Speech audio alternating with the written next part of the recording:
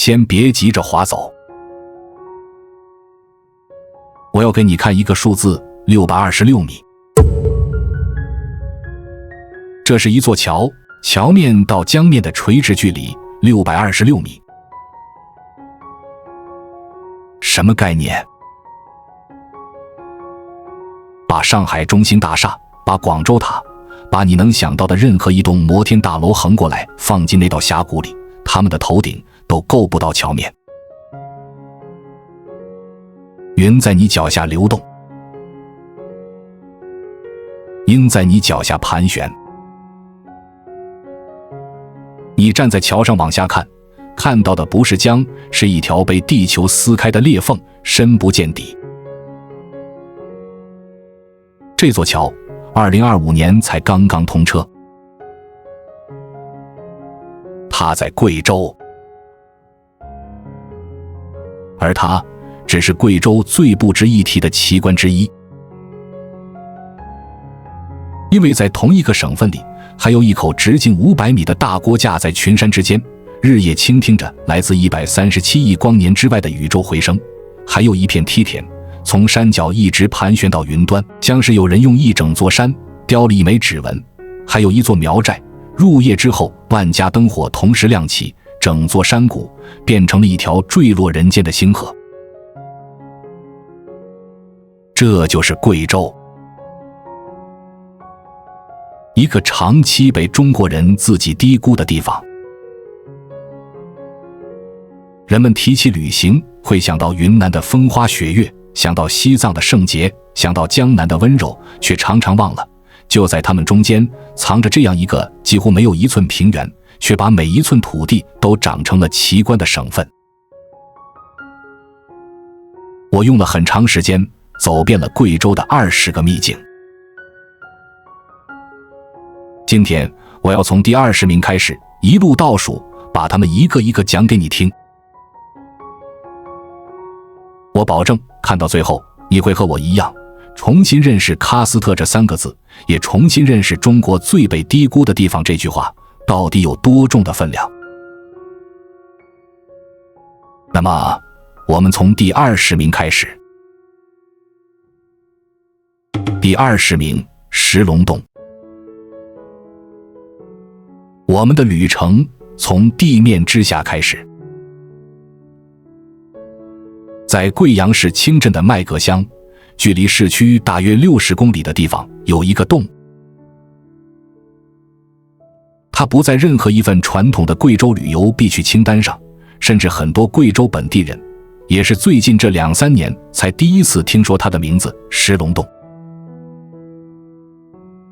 它得名于洞顶石壁上那一道天然形成的龙纹，龙身自下而上，蜿蜒10余米。但真正让它封神的不是这条石龙，而是洞里的水。想象一下，你穿着救生衣，划着一块桨板，从燥热的地表钻进洞口，仅仅几步之遥，外面的世界，那种夏天的喧嚣和炽热就被彻底关在了身后。洞里四季恒温，一年到头都是那种让人舒服的凉意。而在你的桨板之下，是清澈到发蓝的水。这不是普通的蓝。地质学家管洞里这种景观叫边石坝，也叫梯级钙化池。亿万年里，富含碳酸钙的水一层一层沉积，垒出了一级又一级的水潭，像是大地在黑暗里耐心地砌了一座又一座地下瑶池。已经探明的10公里洞道里，光是这样的绿滩就有30多个，成规模的石笋群10几处，钙化池数10处。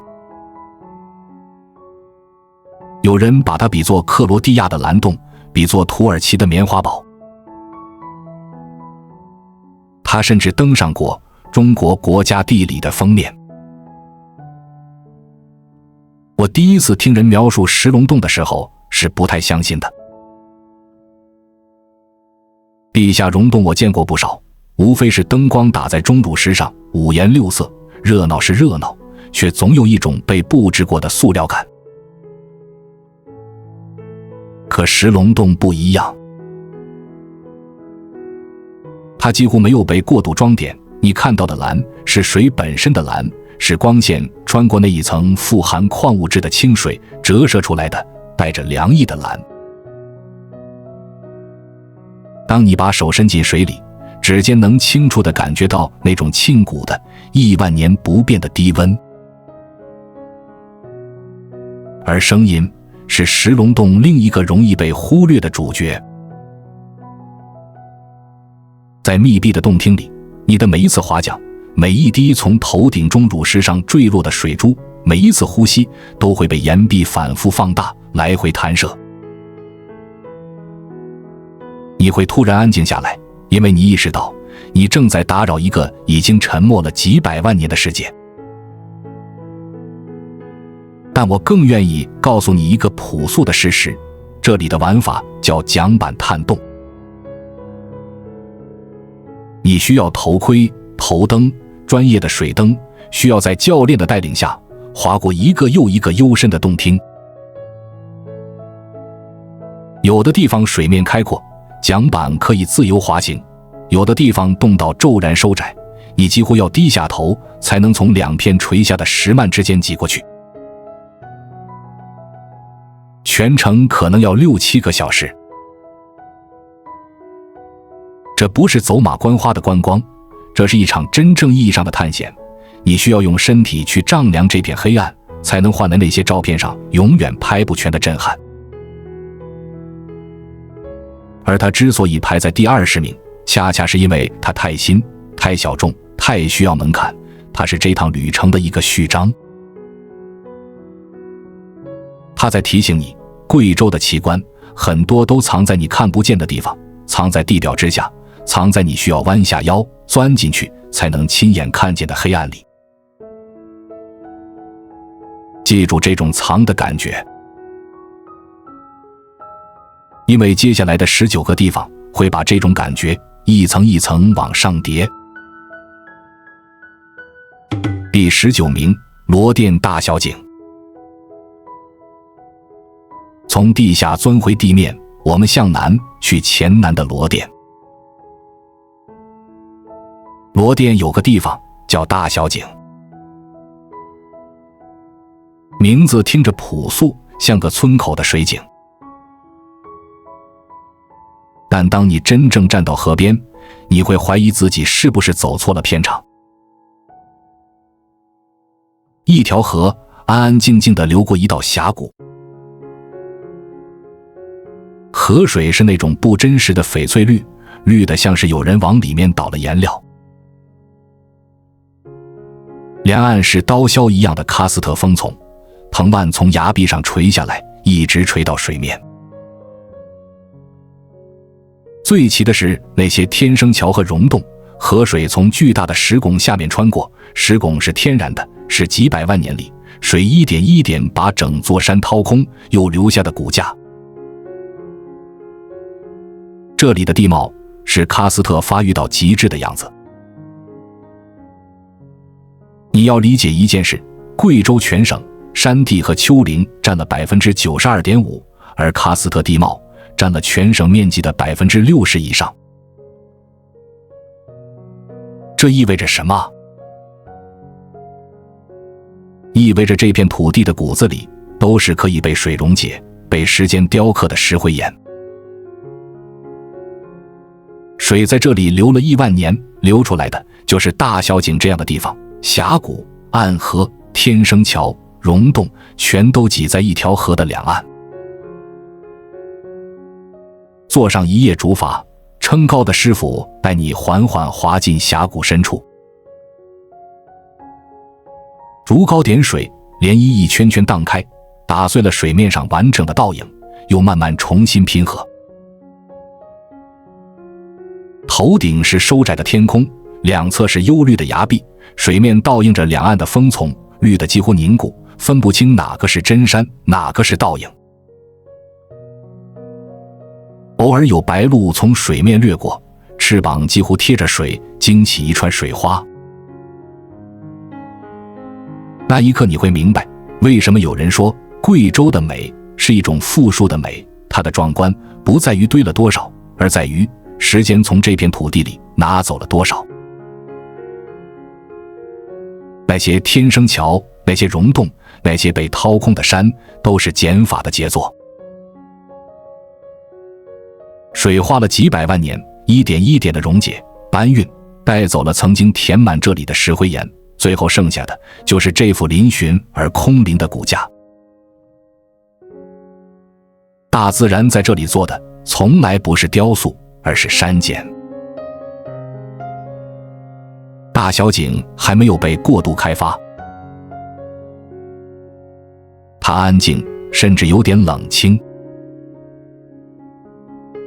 但正是这份冷清，让它保留了那种最原始的翡翠般的质地。它排在第19名，不是因为它不美，而是因为在贵州，这种级别的峡谷多到可以排进一整份榜单。这就是贵州的残酷之处，它的家底太厚，厚到连大小井这样的地方都只能屈居第19。第18名，铜仁大峡谷。继续往东北走，我们来到铜仁。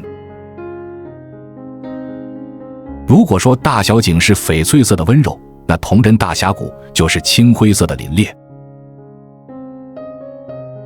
它藏在武陵山脉的褶皱里，峡谷两壁近乎垂直地拔地而起，最窄的地方抬头只剩下一线天光。谷底是溪流，是瀑布，是被水常年冲刷的溜光的巨石。走在栈道上，你会有一种被大山合拢的压迫感，两边的崖壁像是要把你夹进时间的缝隙里。铜仁大峡谷的特别在于它的垂直。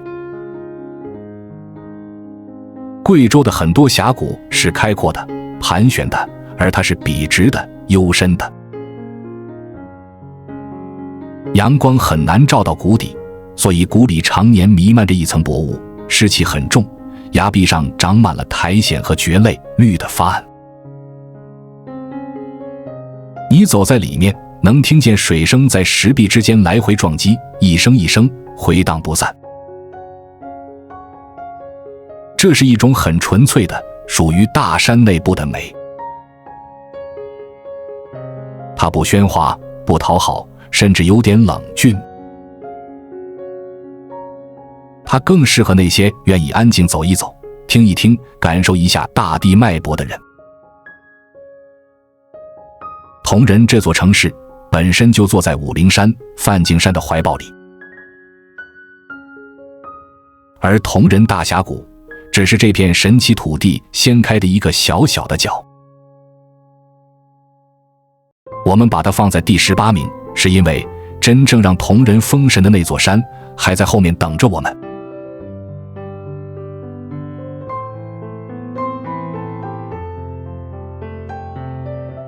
第17名，乌江寨。离开峡谷，我们去看一座寨子。在遵义乌江之畔，有一座近年才声名鹊起的古寨乌江寨。它的美是那种典型的教科书式的黔北水墨。乌江的支流从寨子中间穿过，两岸是层层叠叠的黔北民居，青瓦、白墙、木楼、吊脚。桥横在水上，船舶在岸边，炊烟从屋顶升起来，慢慢和江面的水汽融成一片。到了夜里，乌江寨会换上另一副面孔，灯笼一盏一盏亮起，倒映在水里，整条江都被染成暖橙色。你坐在江边的茶馆里，听着水声，看着对岸的灯火，会有一种时间被拉长了的错觉。有人说乌江寨是人造的，是新修的，这话对也不对。它确实是近年打造的旅游度假区，但它打造的底子是真实的黔北山水，是真实的乌江。乌江是长江上游南岸最大的支流，在贵州境内奔流了几百公里，切出了一道又一道深邃的峡谷，也孕育了两岸绵延千年的农耕与码头文化。乌江寨，这是这条大江在遵义温柔下来的一个瞬间。我最喜欢乌江寨的时刻是黄昏，夕阳把江面镀成一层碎金，撑船的老人慢悠悠地划过水面，桨声美乃。岸边的茶馆里飘出炒菜的香气，有人在临水的木楼上晾晒着腊肉和辣椒，红艳艳的一串串挂在屋檐下，那是黔北人家最日常的烟火。你会发现，即便是一座新寨，只要它扎根在真实的水土里，只要有真实的人在其中生活，它就会长出属于自己的有温度的灵魂。黔北的这种美是内敛的、含蓄的，像一幅慢慢晕开的水墨。它不追求惊心动魄，只讲究一个韵字，山有山的韵，水有水的韵，屋檐下那一串红辣椒也有它自己的韵。我把它放在第17名，是因为在贵州这份榜单上，古镇古寨这个品类竞争实在太激烈了。乌江寨很美，但它要面对的对手是接下来会出现的真正有着几百上千年历史，在时光里沉淀了无数故事的古镇。它是一道精致的开胃菜，而真正的正餐还没上桌。第16名，肇兴侗寨。现在我们真正走进贵州的人文腹地黔东南。黔东南是什么地方？是苗族和侗族的世界，是中国少数民族村寨最密集的地方之一。而在黔东南的黎平县，藏着一座被称为侗乡第一寨的地方——肇兴侗寨。走进肇兴，你首先会被5座鼓楼镇住。鼓楼是侗族的灵魂建筑，它整座楼不用一根钉子，全靠榫卯咬合，层层叠叠地往上收，最高的有10几层，像一座木质的宝塔矗立在寨子中央。过去，鼓楼是侗族人议事、聚会、传递消息的地方，楼里悬着一面大鼓，遇到大事，鼓声一响，全寨的人就从4面8方汇聚过来。肇兴侗寨有5座鼓楼，按照侗族的5个团，也就是家族来分，每个团1座。这在整个侗族地区都是极其罕见的。除了鼓楼，还有风雨桥。桥上盖着长廊和亭子，既能过河，又能遮风避雨，还能让人坐下来聊天休憩。侗族人管这叫浮桥，他们相信桥能为寨子拦住福气，不让它流走。肇兴的美不只是建筑，我想专门讲一讲侗族大歌。那是一种没有指挥、没有伴奏，完全靠人声多声部自然和谐的合唱，被联合国教科文组织列入了人类非物质文化遗产名录。你要知道，在西方音乐界很长一段时间里，人们固执地认为中国的民间音乐是没有多声部、没有复调的。直到侗族大歌走出大山，走上国际舞台，那种清澈、空灵、层层叠叠的和声在剧院里响起时，全世界都安静了。原来在中国西南的这片群山里，一群不识乐谱的农人用口口相传的方式，把最复杂的和声唱了上千年。他们唱蝉鸣，唱流水，唱山谷里的风。歌里没有一个字是关于技巧的，可每一个音符都精准地咬合在一起。清晨，当薄雾还没散尽，鼓楼下的歌声响起，你会有一种被什么东西轻轻击中的感觉，那是一个民族，把他对自然全部的爱与敬畏都藏进了声音里。除了歌声，赵兴的日常同样动人。是傍晚坐在鼓楼下抽着旱烟，用动画缓缓聊天的老人，是溪水边捶打衣物的妇人，是稻田，是水车，是层层叠叠顺着山坡一直爬上去的侗家吊脚木楼。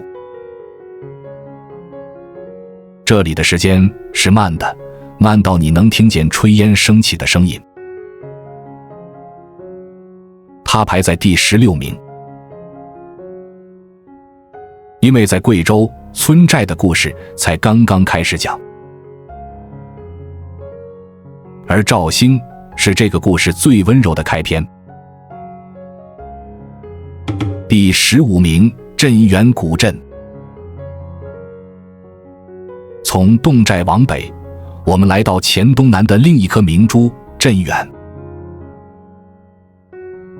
镇远古镇已经有2000多年的历史了。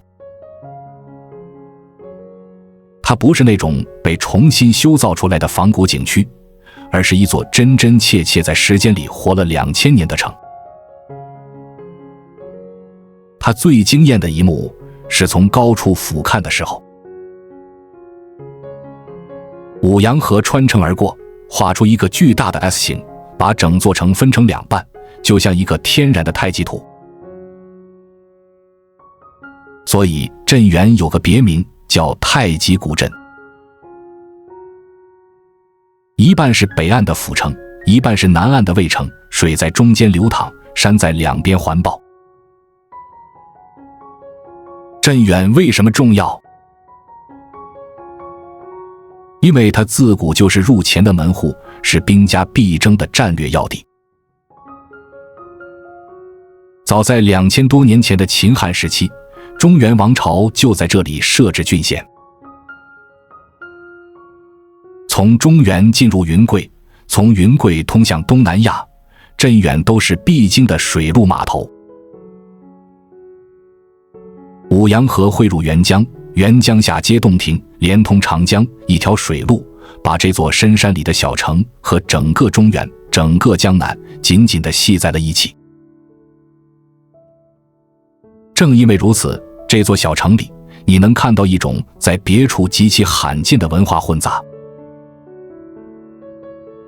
南来北往的商人、军人、移民把各自家乡的建筑和信仰全都搬到了这道河湾两岸。你会看到徽派的码头墙，看到江西会馆、福建会馆、两湖会馆的门楼，看到中原的四合院和本地少数民族的吊脚楼肩并肩地挤在一起。它们像是一部立体的历史书，记录着这座城2000年来吞吐八方的胸襟。而最能代表这种交汇的是青龙洞古建筑群。它贴着中河山的悬崖峭壁修建，殿宇一层叠着一层，凌空而起，仿佛从崖壁上生长出来。更奇的是，在这一片建筑群里，儒家的书院、佛家的寺庙、道家的宫观竟然和谐地挨在一起，共处一山。三教合一，各拜各的神，各修各的道，谁也不妨碍谁。这种包容本身就是镇远这座移民之城最深的底色。到了夜晚，两岸的灯全部亮起，倒映在五羊河里。你坐一艘游船，从河上慢慢划过，看着两岸的灯火和吊脚楼一寸一寸从眼前退去，会有一种在时间的长河里逆流而上的错觉。镇远排在第15名，它的分量足够重，历史足够厚，但它属于那种需要静下来慢慢品的美，而这趟旅程接下来的节奏会越来越快，越来越猛。第14名，西江千户苗寨。好了，现在我要讲一个你可能已经听过名字的地方——西江千户苗寨。就算你从没去过贵州，你大概率也在某个短视频里见过它的夜景。那是一整面山坡，密密麻麻爬满了苗族的吊脚木楼。入夜之后，万家灯火同时亮起，从山脚一直铺到山顶，像是有人把一整条银河轻轻放在了这道山谷里。千户不是虚指，这里聚居着1000多户苗族人家，是全世界最大的苗族聚居村寨，没有之一。10几个自然村寨依着山势连成一片，白水河从寨子中间流过，把苗寨分成2半，又用一座座风雨桥重新缝合。白天的西江是层层叠叠、鳞次栉比的吊脚木楼，是穿着盛装、头戴沉甸甸银冠、走起路来满身银饰叮当作响的苗族姑娘。苗族的银饰是有讲究的，一套盛装的银饰可能重达10几斤，是一个家庭几代人的积蓄，也是苗族以银为美、以银为贵的古老审美。你还会遇到蓝门酒，进寨的路口，苗族的阿哥阿妹端着牛角杯，唱着蓝门歌，你必须喝下这碗米酒，才能被这座寨子接纳。长桌宴上，一条长长的木桌拼到看不见尽头，酸汤鱼、糯米饭、自酿的米酒，一道接一道地端上来，这是苗族待客最隆重的礼节。而到了夜晚，西江会完成他一天中最震撼的那次变身。当天色一点点暗下去，当第一盏灯亮起，然后是第2盏、第100盏、第1000盏，当整座山谷从山脚到山顶被一层层点亮的那一刻，你站在对面的观景台上，会清清楚楚地听见身边响起一片倒吸凉气的声音。那不是普通的灯光秀，那是1000多户人家、1000多个家庭、1000多缕真实的人间烟火，在同一片夜色里同时亮起。它当然很商业，很热闹，甚至有点过度旅游化。这也是我没有把它排得更高的原因。但我依然要提醒你，抛开那些商业的喧嚣，西江千户苗寨的那面灯火山坡本身就是一个奇迹，它是活着的，有人在里面生活的真实的苗族文明。第14名，灯火只是贵州这场大戏的暖场。第13名，万峰林。我们离开黔东南，一路向西去黔西南的兴义。兴义有一片林子，但这片林不是树。万峰林是2万多座山峰组成的林。站在观峰台上往下看，你会以为自己看错了。成千上万座圆锥形、馒头状的小山峰，密密麻麻地铺满整个盆地，一座挨着一座，一直排到视线的尽头。而在这些山峰的脚下，是碧绿的田野、金黄的油菜、蜿蜒的河流、散落的村寨。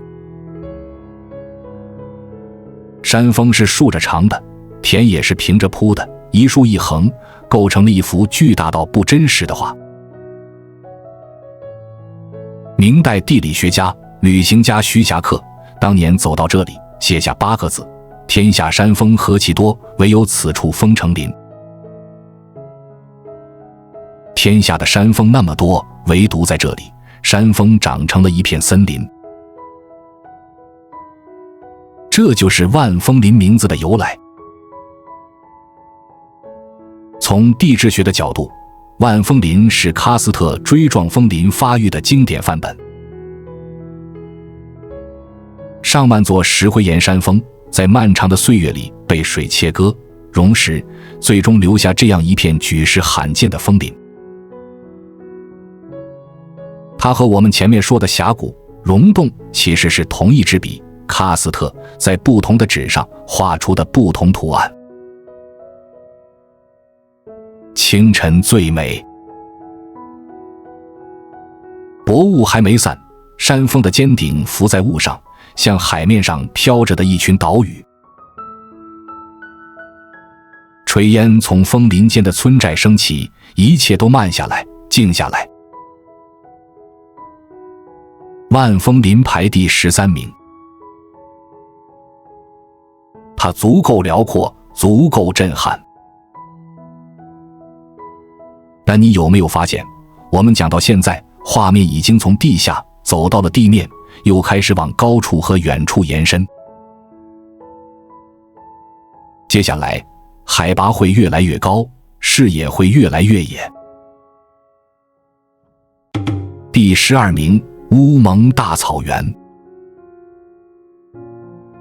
你能想象贵州有草原吗？大多数人不能。人们对贵州的印象是山，是水，是溶洞，是峡谷，很少有人知道，在贵州的西部，在六盘水的盘州，有一片海拔超过2400米的高山草原——乌蒙大草原。这里是贵州海拔最高的天然草场之一，被称为贵州屋脊上的草原。视野在这里彻底打开，不再是被风从峡谷夹着的逼仄，而是一望无际的草甸一直铺到天边。风很大，云很低，低到你觉得伸手就能碰到。成群的牛羊散落在草坡上，风车在山脊上缓缓转动。乌蒙草原最有名的是它的杜鹃。每年春夏之交，10万亩野生杜鹃在草原上同时绽放，红的、紫的、粉的，把连绵起伏的山坡染成一块巨大的、随风起伏的花毯。花和草交织在一起，从脚下一直铺展到与天空相接的地方，那种辽阔会让你忍不住张开双臂。而这片草原最魔幻的是它一天之内的变脸。清晨，它是被薄雾笼罩的，朦胧的青灰色；正午，阳光泼下来，草甸绿得发亮，天蓝得不真实；到了傍晚，夕阳把整片草原染成温暖的金红，牛羊拉长的影子铺在草地上。而入夜之后，因为海拔高，光污染极少，乌蒙草原会成为一片绝佳的观星地，银河横贯天际，繁星密得像要坠落下来。到了冬天，这里又会下雪，草原变成一片银白的雪原。低温和水汽在草木上凝结成雾凇，一草一木都裹上晶莹的冰晶，这是在多数人印象里温暖潮湿的南方极其难得一见的北国景象。站在乌蒙草原上，你会彻底颠覆对贵州的想象。原来这个地无3尺平，以喀斯特闻名的省份，也有如此辽阔、如此高远、如此接近天空的一面。原来在那些嶙峋的峰丛峡谷之上，还托举着这样一片可以让人纵马、可以让人躺下看云的草场。第12名，海拔在升高，我们离云越来越近了。第11名，老王山。紧挨着乌蒙草原的方向，还藏着一座对普通游客来说更陌生的山——老王山。它在六盘水盘州，主峰海拔同样高耸，是乌蒙山系里一座还没被大规模开发的户外秘境。如果说乌蒙草原是打开的、平缓的，那老王山就是立起来的、硬核的。老王山是户外爱好者和越野跑者才知道的名字。这里有原始的森林，有陡峭的山脊，有云海翻涌的垭口，有需要用脚一步一步丈量的野径。它没有太多修饰过的栈道和索道，保留着那种最原始的，需要你付出体力和汗水才能换来的风景。登上山脊的那一刻，脚下是翻滚的云海，远处是连绵的乌蒙群峰，风从耳边呼啸而过。云在你脚下流动、翻涌、聚散，像一片没有边际的、活着的海。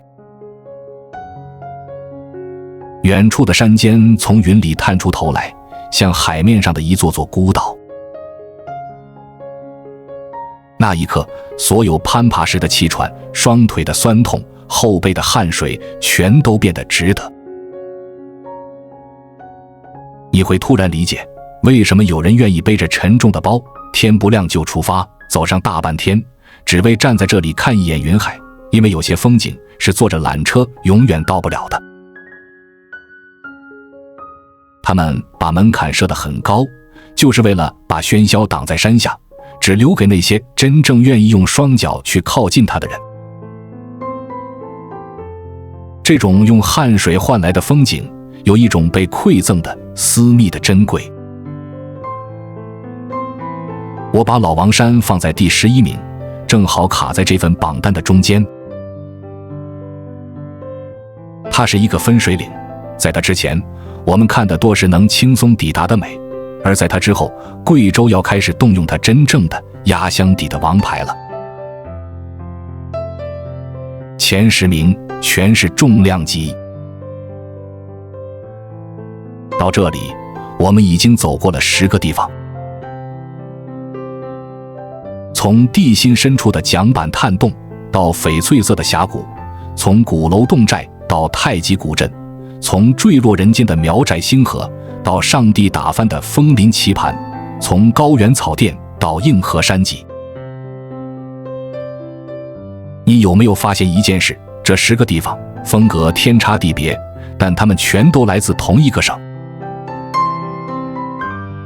地下的、地上的、水里的、云端的、人文的、自然的，贵州像是把中国山水的各种配方全都攒进了自己这1亩3分地里，然后各自长到了极致。在别的省份，可能拥有其中任何一种，就足以成为当地引以为傲的招牌景点。一片草原，一座苗寨，一道峡谷，一片花海，单拎出来都够一个地方吃上很多年的旅游饭。可在贵州，他们只能挤在一份榜单的下半段，甚至排不进前10。这不是贬低他们，恰恰相反，这是在说贵州的家底厚得有些不讲道理。而支撑起这份厚家底的底层逻辑，其实只有一个词：喀斯特。这片土地的骨子里是可以被水溶解的石灰岩，于是水在这里流了亿万年，向下溶出了溶洞、暗河、天坑，向外切出了峡谷、枫林、瀑布。同一支笔在不同的地方画出了千变万化的图案。理解了喀斯特，你就理解了贵州所有奇观背后乃至共同的看不见的手。而我要诚实地告诉你，以上这10个在我心里都还只是配角。真正让我说出中国最被低估的地方这句话的是接下来的前10名。他们里面有让人腿软的世界第一，有让人失语的自然奇观，还有让人对着夜空久久说不出话的国之重器。我们从第10名开始。这一次，请你把注意力全部交给我。第10名，平坝樱花园。进入前10，我们先从一场现实的奇观开始。在安顺的平坝农场，藏着亚洲最大的樱花基地之一。这里种着数十万株樱花树，绵延数千亩。平日里，它只是一片安安静静的茶园和林场，但每年3月，它会用大约半个月的时间，完成一场足以让人失语的爆发。当春风吹过，数十万株樱花在同一段时间里集体绽放，整个农场被染成一片粉白色的海洋。花海之间是碧绿的茶垄，是蜿蜒的湖水，是穿行其中的小路。从高处俯瞰，粉色的花、绿色的茶、蓝色的水交织在一起，像一块被打翻的巨型调色盘。平坝樱花的震撼在于它的体量和密度。它不是几棵、几十棵孤零零的樱花树，而是漫山遍野、遮天蔽日、一眼望不到边的花的海洋。风一吹，花瓣像雪一样漫天飞舞，落在你的头发上、肩膀上、脚下的路上。它排第10名，恰恰是因为它太短暂。一年365天，它只在其中10几天里，向世界展示自己最盛大的样子。这种转瞬即逝，反而让它更珍贵。你必须在对的时间赶到，才能亲眼见证这场花的盛宴。错过了，就要再等1年。有些美是永恒的，而有些美之所以动人，正是因为它会凋谢。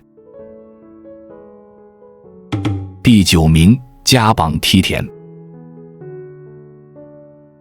我们回到黔东南，回到从江县。在这里，苗族人和侗族人用了几百年的时间，在陡峭的大山上，一锄头一锄头雕出了一件震撼世界的作品——嘉榜梯田。请你先理解一个前提：贵州地无3尺平。在这样的地方，想要种粮食，你没有平地。怎么办？先民们的答案是把山改造成田。从山脚的河谷一直到接近山顶的云雾里，一层一层地开垦出梯田，最窄的一块田可能只能插下几行秧。于是就有了嘉榜梯田今天的样子，成千上万级梯田顺着山势蜿蜒盘旋，从谷底一直缠绕到山巅。它们的形状不是规规矩矩的方块，而是随着山的曲线自由流淌的曲线，像水的纹路，像树的年轮，更像是大地本身的一枚巨型指纹。一年四季，嘉榜梯田是4张完全不同的脸。春天灌水，每一块田都变成一面镜子，倒映着天光云影，整座山像是镶满了碎银。夏天插秧，梯田披上一层新绿；秋天稻熟，从山脚到山顶是层层叠叠，由深到浅的金黄；冬天休耕，线条裸露出来，是最纯粹的大地雕塑。清晨最动人，云雾从谷底升起，缠绕在半山腰，梯田若隐若现地浮在云上，吊脚楼的木屋点缀其间，鸡鸣狗吠，炊烟袅袅。那一刻，你分不清这是人间还是仙境。但我最想让你记住的，不是它的美，而是它的来历。嘉榜梯田不是大自然的鬼斧神工，它是人的作品，是无数代山里人用最原始的锄头和双手，用汗水和脊背，在一座座陡峭的连立足都困难的山坡上，硬生生绣出来的生存奇迹。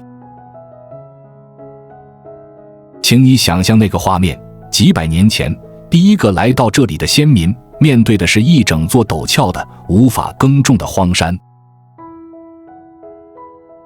它没有平地，没有机械，没有退路。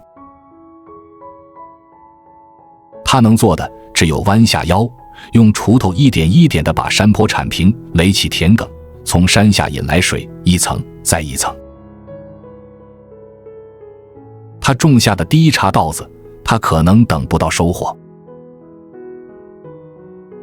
但他的儿子会接着修，孙子会接着修，一代人接着一代人，用几百年的时间，才把一整座大山改造成了今天这副从谷底盘旋到云端的模样。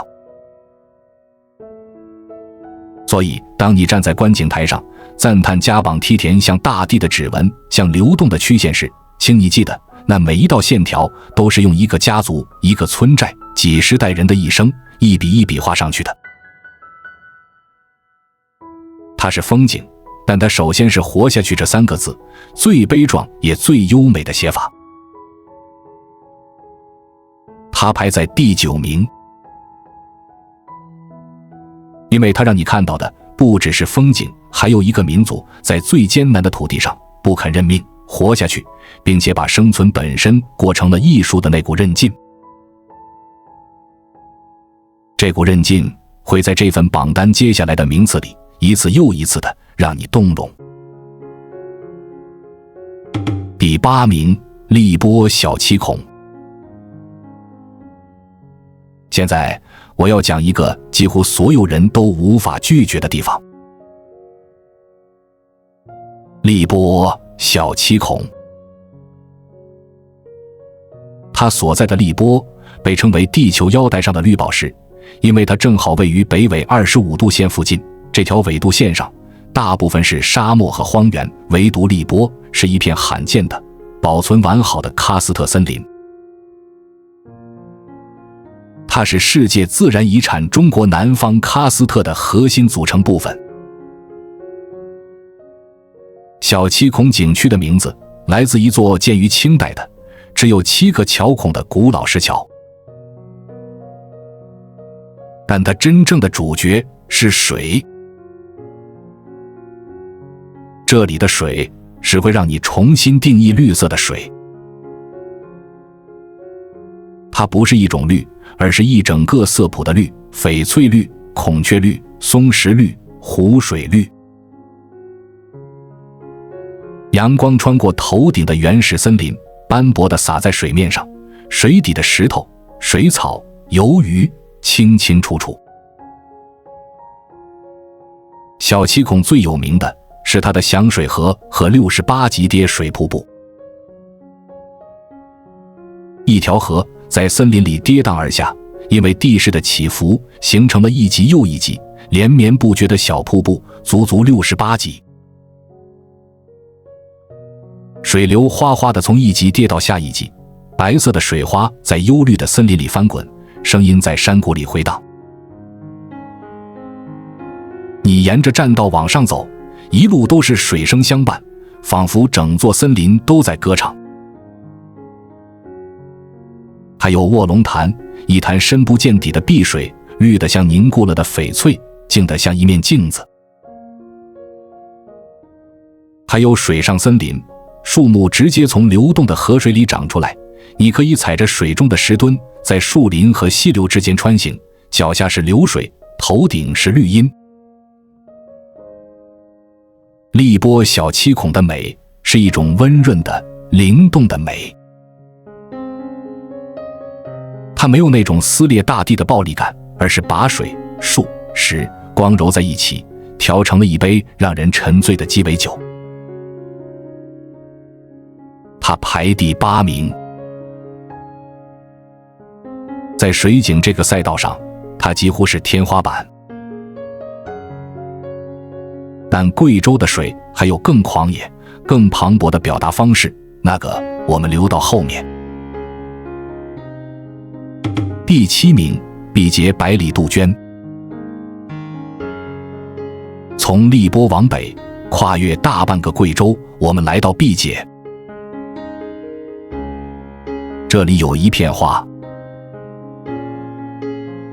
但用一片来形容太小气了。百里杜鹃，顾名思义，是绵延上百里的杜鹃花林。它被称为世界上最大的天然杜鹃林，也被叫做地球彩带、世界花园。先给你一个概念，这片天然的杜鹃花海绵延100多里，总面积超过120平方公里。这不是人工种植的花圃，而是大自然在几十万年里自己长出来的一片原始杜鹃林。这里生长着几十个品种的杜鹃，其中最神奇的是一树多花，同一棵树上能同时开出好几种不同颜色的花。每年3月到5月是百里杜鹃的花季，整片山林被彻底点燃，红得像火，粉得像霞，白得像雪，紫得像烟。你开车行驶在花林间的公路上，两侧是无边无际、层层叠叠的杜鹃，一直烧到天边。站在高处俯瞰，整座山脉像是被人披上了一条五彩斑斓的巨型绸缎。这里的杜鹃很多都是几十年、上百年的老树，主干粗壮，长得比人还高，早已不是我们盆栽里见过的那种小小的杜鹃。你走在花林中的小径上，是真正被花淹没、被花包裹的感觉。抬头是层层叠叠、遮天蔽日的花，两侧是密不透风的花墙，连脚下的小路上也铺满了飘落的花瓣。空气里是淡淡的花香，蜜蜂在花间嗡嗡地忙碌。你会有一种恍惚，仿佛自己不是走在人间，而是误入了某个只属于花神的国度。当地的彝族、苗族同胞世世代代守着这片花林，每年花开的时候还会举办盛大的花节，唱歌、跳舞、对歌。花早已不只是风景，而是这片土地上的人与自然共生共荣的一种古老约定。百里杜鹃排第7名，它和平坝樱花一样都是花海，但它的量级是百里对10里，是天然原始林对人工种植园。它是自然界用最奢侈的手笔写下的一封情书。前6名，我们要开始动用贵州最重的分量了。第6名，梵净山。还记得我在讲铜人大峡谷时埋下的那个悬念吗？现在我把它揭开。真正让铜人封神的是这座山——梵净山。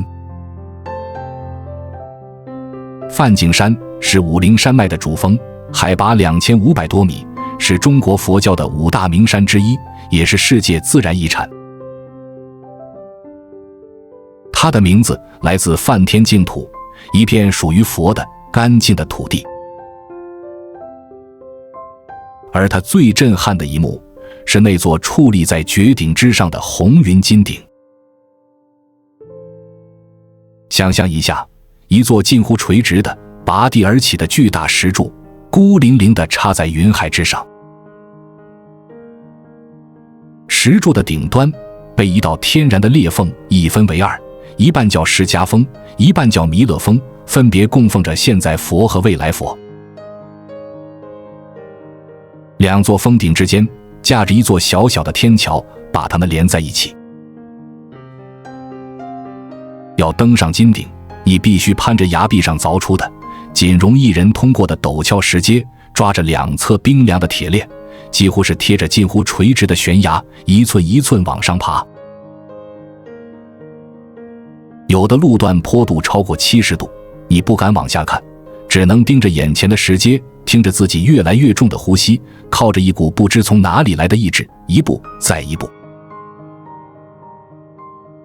而当你终于登顶，从那道狭窄的石缝里钻出来，站在那片小小的悬在万丈云海之上的平台上时，四周是翻滚的望不到边的云，脚下是深不见底的深渊，风在耳边呼啸，云雾时而涌来把你整个包裹，时而又骤然散开，露出脚下1000米深的绝壁。那一刻，喧嚣、疲惫、恐惧全都被抽空了，天地之间仿佛只剩下你一个人，和这座悬在云端供奉着现在与未来的佛国。很多人爬上来的第一反应不是欢呼，而是沉默，因为有些震撼是会让人失去语言的。清晨，如果运气好，你会看到云海在脚下翻涌，红色的朝霞染红金顶，所以它叫红云金顶。有时候云雾会突然涌上来，把整座金顶吞没，然后又缓缓散去，那种若隐若现、时隐时现的神圣感是任何照片都无法完全传达的。梵净山的地质年龄超过10亿年，是地球上罕见的保存完好的古老山体。它孤悬于武陵山脉之巅，成为一座天然的生态孤岛，孕育了前金丝猴、拱桐这样的珍稀物种，它们只在这座山上生存，别无分号。梵净山排第6名，它是自然的奇观，也是信仰的图腾。它让你在爬到腿软之后，站上云端，突然读懂了什么叫敬畏。第5名，龙宫。好，让我们从云端重新回到地下，但这一次是一次全然不同的地下之旅。在安顺有一个地方叫龙宫，它是中国最大、最长的水溶洞之一，是国家5危级景区，也被认证为世界上天然辐射剂量率最低的地方之一。换句话说，这是地球上最干净的洞穴之一。如果说我们开篇讲的石龙洞是野性的、需要探险的地下奇观，那龙宫就是华丽的、被打磨的璀璨夺目的地下宫殿。你坐上一叶小舟，从洞口悄然驶入，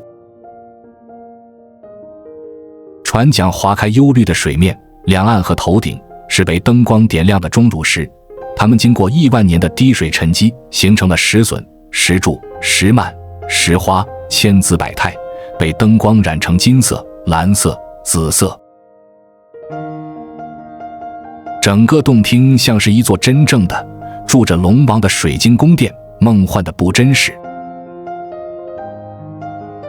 龙宫最震撼的是它的洞中有瀑，在龙宫的入口处有一道龙门飞瀑，一条瀑布从洞穴的悬崖上倾泻而下，落差数十米，是中国最大的洞中瀑布。水声在洞口轰鸣，水雾弥漫，而洞里却是静谧的碧水，一动一静，一轩一寂，在同一个地方并存。龙宫的水是暗河，它在山体内部流淌了不知多少万年，把整座山掏空，串起了一个又一个洞厅。你坐着船，从一个洞厅飘进下一个洞厅，光影变幻，别有洞天，真的是洞中有洞，洞中有河，河中有瀑。它排第5名，它代表了贵州喀斯特的另一个极致。如果说枫林、峡谷是喀斯特向外的张扬，那龙宫这样的水溶洞就是喀斯特向内的隐秘而华丽的极致。前4名全部是封神级别。第4名，马岭河大峡谷。我们回到黔西南的兴义，还记得万峰林吗？就在它旁边藏着一道让人头皮发麻的裂缝——马岭河大峡谷。马岭河大峡谷被称为地球上一道美丽的疤痕，它是在200-300万年里由地壳运动和流水侵蚀共同切割出来的一道深切峡谷。峡谷全长几十公里，最深的地方超过200米，最窄的地方两岸几乎要合拢，你站在谷底往上看，天空只剩细细的一线。但马岭河真正封神的不是它的深，而是它的瀑布群。峡谷两岸的崖壁上垂挂着上百条瀑布，这些瀑布从几十米、上百米高的崖顶直接跌落谷底，常年不断。更神奇的是，因为水里富含碳酸钙，瀑布常年冲刷的崖壁上沉积出了金黄色、翠绿色的钙化壁，所以马岭河的瀑布是挂在彩色崖壁上的。一整面山崖，几十上百条白色的水链垂挂而下，撞在彩色的岩壁上，水雾弥漫，彩虹隐现。你走在谷底的栈道上，头顶是收窄成一线的天空，两侧是垂直的挂满瀑布的崖壁，脚下是奔腾的河水。水雾扑面而来，瀑声震耳欲聋。那种被大自然的力量四面包围的压迫感和震撼感，是站在谷底才能体会的。马岭河和它旁边的万峰林其实是喀斯特地貌的一体两面，峰林是堆出来的残留的山峰，峡谷是切出来的被水掏走的部分。同一支笔，一正一反，写出了兴义这片土地的极致。它排第4名，因为接下来的3名每一个都足以单独代表整个贵州走向世界。第3名，黄果树瀑布，亚洲第一，中国人的集体记忆。第3名是一个几乎不需要我介绍的名字——黄果树瀑布。它是亚洲最大的瀑布，是中国最著名的瀑布，是无数中国人在课本、在人民币、在无数次想象中的祖国大好河山里最先认识的那道水。它是国家首批5A级景区，是《西游记》里水帘洞的取景地，那个花果山水帘洞就在黄果树瀑布的背后。黄果树瀑布高77米，宽100多米。一条河，白水河，奔流到这里，遇到一道巨大的断崖，毫无预兆地以雷霆万钧之势，整条河跌进深潭。那种气势不是流下来，而是砸下来。水撞在潭底，激起漫天的水雾，水雾升腾到几十米高，在阳光下架起一道又一道彩虹。方圆几里之内，你都能听见那声持续不断的大地般的轰鸣。黄果树最独特的地方是它可以从背后看。瀑布的水帘之后藏着一条长达100多米的天然水帘洞，你可以真的走进瀑布的背面，隔着一层轰鸣坠落的水墙向外张望。这条水帘洞有6个洞窗，5个洞厅，蜿蜒穿行在瀑布的背后。你的一侧是坚实湿滑长满青苔的岩壁，另一侧仅仅一臂之遥，是每秒钟成吨的水正在你眼前咆哮着坠落。那种体验是无法用语言完全传达的。水声大到你听不见身边人的喊叫，水雾扑在脸上，灌进衣领，整个世界只剩下水墙那震耳欲聋的轰鸣和眼前白茫茫的一片。你伸出手，几乎就能触碰到那道飞流。那一刻，你会真切地感受到大自然的力量，它不需要向你证明什么，它只是坠落，而你渺小地站在它的背后，看着它坠落。这是全世界为数不多的能真正走进瀑布内部的体验。也难怪当年《西游记》的镜头会选中这里，那道水帘背后的洞天本身就带着一股神话般的气质。而黄果树其实不是一个瀑布，是一个庞大的瀑布群。以主瀑为核心，方圆之内还散布着几十个大大小小的瀑布，陡坡塘、天星桥、螺丝滩，它们共同组成了世界上最大的瀑布群之一。为什么黄果树只排第3？不是因为它不够震撼，而是因为它太知名了，它早已不是被低估的秘境，而是贵州递给世界的一张名片。这趟旅程的主题是被低估，而真正让我说出最被低估这句话的最后2个地方，是那种绝大多数人连想都想不到贵州竟然会有的存在。第2名，花江峡谷大桥。还记得我们开篇讲的那座桥吗？现在它正式登场。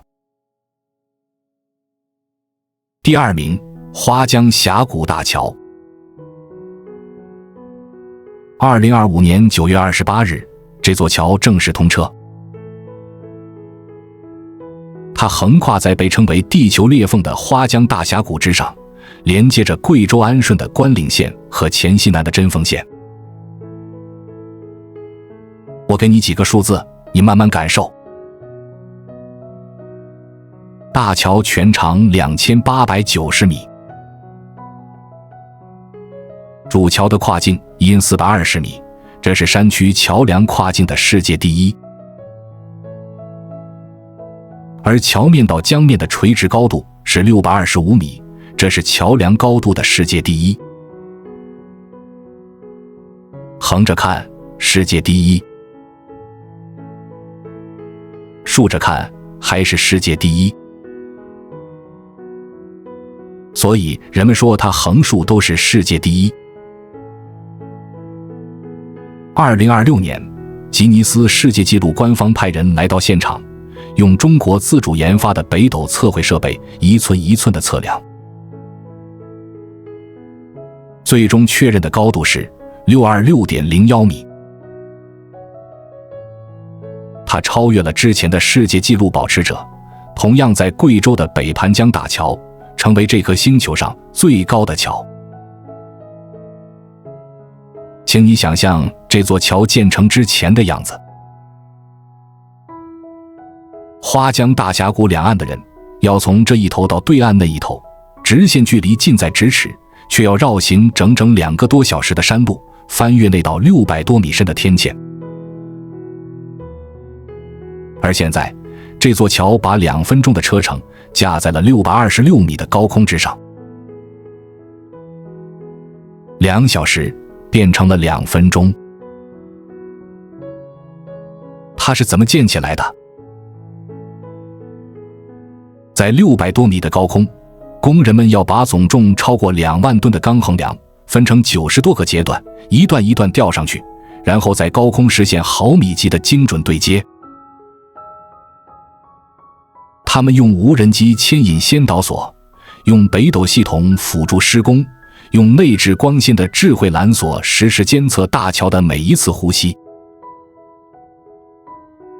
3年多的时间，在600米的高空完成了这样一件几乎不可能的事。而更让我震撼的是一个背景数字。截至目前，贵州已建和在建的桥梁超过32000座。在全世界最高的100座桥里，贵州占了将近一半。请你再读一遍这句话：全世界最高的100座桥，一半在贵州。这不是巧合，这是一个地无3尺平的省份被逼出来的奇迹。在别的地方，修一座桥是为了跨过一条河，而在贵州，几乎每修一条路，都要在山与山之间架起一座又一座凌空的桥。那些桥，有的高悬在云雾里，有的横跨在深不见底的峡谷上，它们像一根根钢铁的血管，把被大山切割得支离破碎的贵州重新缝合成一个整体。正因为有了这3万多座桥，才有了我们前面走过的那些地方，才有了游客能抵达的黄果树，能进入的荔波，能登临的梵净山。这些桥托起的不只是公路，更是几百万山里人走出大山，拥抱世界的可能。你现在明白为什么我说贵州被低估了吗？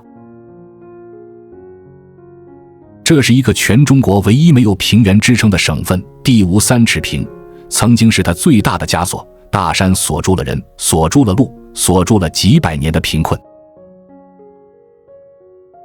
但今天，贵州人在这些大山之间架起了3万多座桥。他们没有搬走大山，而是选择了飞越大山。花江峡谷大桥不只是一道风景，它是一个答案，是一个被大山困了几千年的地方写给命运的答案。它排第2名，因为它代表的不只是自然的奇观，而是人在这片土地上不肯认输的意志。而排在第1位的那个地方，会把这种意志推向一个连宇宙都要为之侧耳倾听的高度。第1名，中国天眼。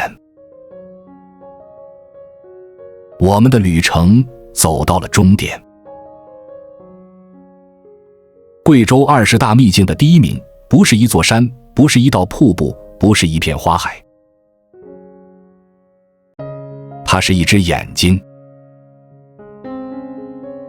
一只望向宇宙深处的中国的眼睛，中国天眼 FAST。500-meter aperture spherical radio telescope。 在黔南平塘县克笃镇，一个叫大窝凼的喀斯特挖坑里，静静地卧着一口巨大的锅。这口锅的直径是500米，相当于30个标准足球场的面积。它的全名叫500米口径球面射电望远镜。它是目前世界上最大、最灵敏的单口径射电望远镜。为什么它会在这里？为什么会在贵州的深山里？这正是贵州最动人的一次命运的馈赠。建造这样一台望远镜，需要一个巨大的、天然的、形状恰到好处的洼地来托住这口500米的大锅，还需要一个远离城市、没有电磁信号干扰的极致宁静的环境。而贵州的喀斯特地貌恰恰在群山深处，为它准备了大窝凼这样一个完美到不可思议的天然坑洼。曾经锁住贵州的大山，这一次成了托举中国望向宇宙的巨手。而它的背后是一个中国人的名字——南任东。从1994年提出设想到2016年落成，这台望远镜走了整整22年。22年是什么概念？那几乎是一个人从壮年走到暮年的全部时光。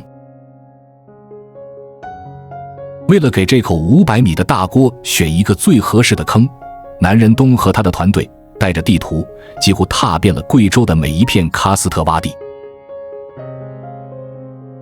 那些年没有现在的高速和大桥，他们就靠着一双脚翻山越岭，钻进一个又一个人迹罕至的深山挖坑，一个一个的比对、勘测、排除。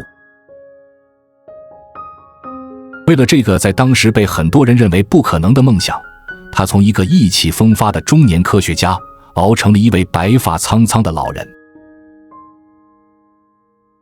他把生命中最后的20多年毫无保留的全部交给了这口大锅。他常说的一句话是，这个望远镜如果建成，是要给中国，给这个民族争一口气的。而在天眼落成正式启用后仅仅1年，2017年，南仁东就永远地离开了。他没能亲眼看到他一手缔造的这只天眼，后来为中国、为人类找回了那么多颗前所未见的脉冲星，听见了那么多来自宇宙深处的秘密。他把自己的名字刻进了贵州的群山，也刻进了这片星空。今天，这口500米的大锅日夜朝着天空张开。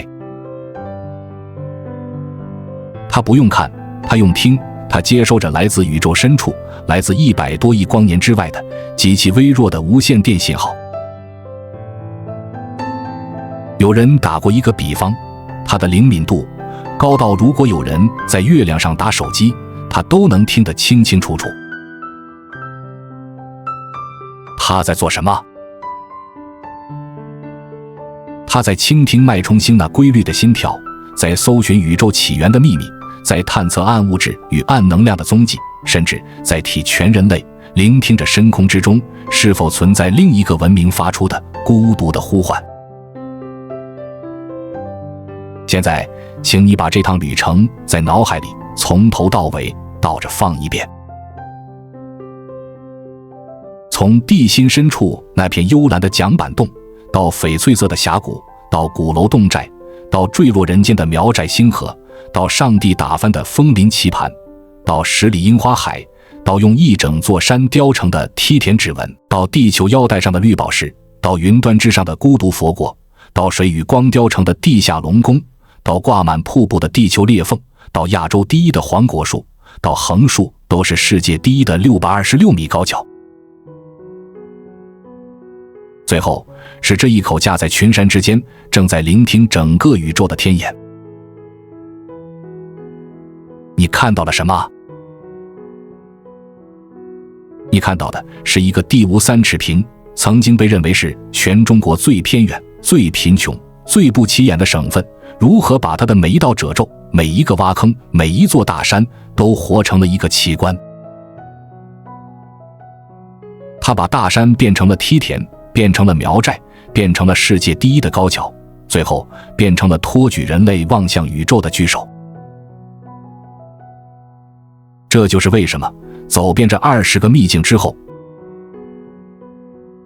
我说贵州是中国最被低估的地方。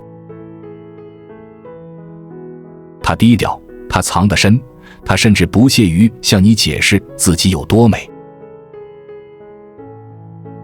他只是安安静静地待在西南的群山里，把地下的、地上的、云端的、人间的乃至宇宙的奇观一样一样攒了满满一整个省。他曾经因为大山而贫穷，而闭塞，而被世界遗忘，可如今也正是这些大山成就了他无可替代的独一无二的壮美。他不需要和任何地方比较，